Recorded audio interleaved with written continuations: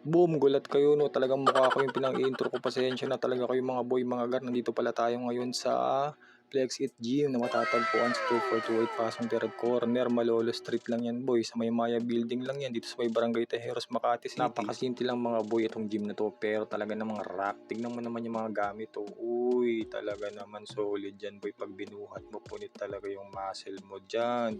Kaya kung ako sa inyo, pumunta na kayo dito. Nako po, mura pa dito, 60 pesos lang. Alam, in-endorse ko na yung magkano. Pero legit mura dito at saka mababait ang bantay. Tingnan nyo naman yan, oh. Iyayabang ko na kagad yung mga bubuhati mo. Pero nakasikat ka talaga, boy. Huwag ka naman ganyan. Wala ka pa nasisimulan. Tingnan mo, selfie ka pa talaga. So yun mga boy, mga gar, dapat sinisimulan natin sa proper stretching, ha? Upper and lower stretching ang ginagawa natin. Bakit? Kasi para maiwasan natin yung mga future injuries.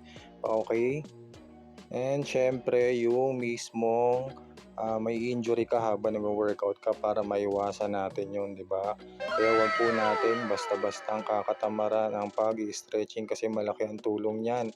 Lalong-lalo na sa muscle recovery, mayroon po siyang portion na naitutulong para mas mapabilis at maging maayos ang pag-recover ng ating muscle. So ito pa isa ha, pagsasanitize sa paglilinis ng mga gamit sa gym ha, before and after kasi courtesy na lang natin yan sa mga susunod na gagamit. Kaya dapat ugaliin po natin yan pag nasa gym tayo. Kaya ito na mga guys, talaga naman sisimulan na natin unang-una Arnold Press 100 pounds. Kaya dapat focus tayo ha. Focus tayo sa pagbubuhat. Tingnan mo naman to. Kala mo naman bayad. Boy, galingan mo ha. May camera yan. Boy, bilisan mo na. Ayan, sige. Dapat dahan-dahan. Hindi minamadali kasi para proper ang pag-execute. Ganun lang kasimple yun mga boy, mga gar. Kaya ito, shoulder press naman tayo ha. 100 pounds po yan mga boy, mga gar. So syempre hanggat maaari, kahit mabigat, proper execution.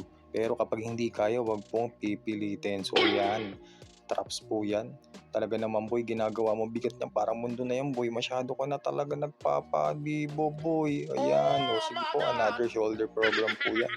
Panoorin na lang po natin kung ano yung mga magpa-flash. Common naman ang mga program na yan. Ayan, sa back, sa wide, pull, lat down, machine po yan.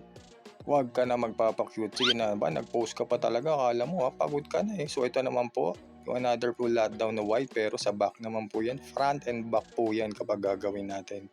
Ayan, sige, galingan mo boy. Bayad na bayad ka na talaga. Ito naman po yung chin up.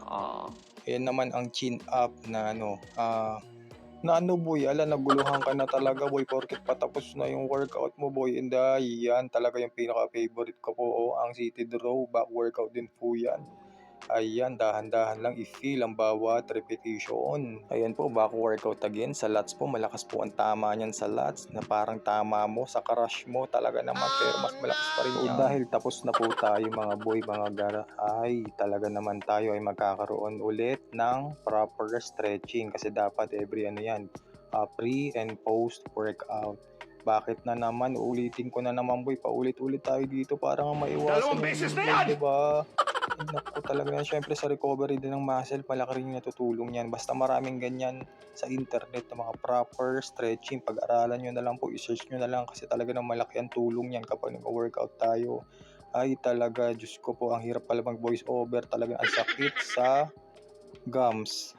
So ayan, sige na, ay talaga yan. I-feel mo na boy kasi tapos na tayo, kakain na tayo. Talaga naman naamoy ko na yung ulam. May joke lang, paano mo naamoy boy? Ang gulo mo talaga. Kung ako sa'yo, umuwi ka na, bilisan mo na. O yun lang mga boy, mga gar ha.